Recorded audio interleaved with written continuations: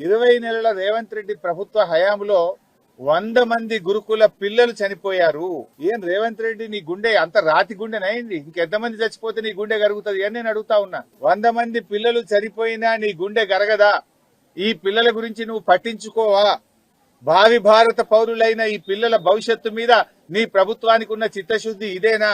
3 లక్షల కోట్ల బడ్జెట్ ఉన్న ఈ రాష్ట్రంలో ఈ ఎస్సీ ఎస్టీ బీసీ పిల్లలకు కడుపు నిండా అన్నం పెట్టడం నీకు చేత కాదా? గత సంవత్సరం కూడా ఇట్లే జరిగింది. బీఆర్ఎస్ పార్టీ గురుకుల బాట బట్టి ప్రభుత్వం మీద ఒత్తిడి పెంచింది. అసెంబ్లీలో మేము మాట్లాడాం.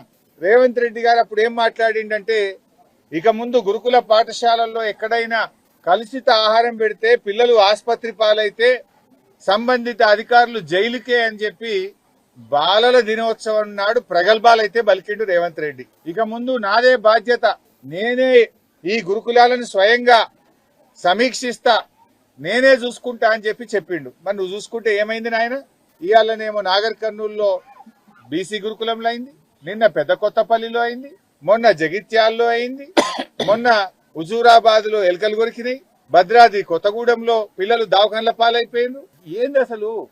నువ్వే విద్యాశాఖ మంత్రివి, నీ సొంత జిల్లా మహబూబ్ నగర్, నీ జిల్లాలో నువ్వు విద్యాశాఖ మంత్రిగా ఉన్న నీ శాఖలోనే రోజు ఒక సంఘటన జరుగుతా ఉంది. ప్రతిరోజు కూడా పిల్లలు ఆసుపత్రుల పాలైతా ఉన్నారు. 100 మంది చచ్చిపోయింది. ఇంకెంతమందిని చెప్తావు నువ్వు? ఇంత బాధ్యత లేదా నీకు? పట్టింపు లేదా? అరే అందాల పోటీలు పెడితే ₹1,00,000 ప్లేట్ భోజనం పెట్టినావు. ఈ పిల్లలకు 100 రూపాయలు పెట్టి కడుపు నుండి అన్నం పెట్టే శాతం అయితే లేదా? అందాల పోటీలు జరిగితే అందాల భామలను చూడడానికి 5 సార్లు పోయినావు. మరి ఈ పిల్లలు దవాఖాన్లలో పడుతుంటే ఈ పిల్లల్ని చూడడానికి నీకు టైం దొరకదా? అందాల భామల దగ్గరికి ఉరుకురికి పోయినావు, 5 సార్లు పోయినావు. ఈ బీసీ ఎస్సీ ఎస్టీ పిల్లలు దవాఖాన్లలో పడుతుంటే ఈ పిల్లల్ని చూడాలి, ఈ పిల్లల్ని పరామర్శించాలి, ఈ పిల్లలకు ధైర్యం చెప్పాలి, ఈ పిల్లలకు కడుపు నిండా భోజనం పెట్టాలి, సంబంధిత బాధ్యుల మీద చర్య తీసుకోవాలని సోయి లేదా నీకు అని నేను అడుగుతా ఉన్నా.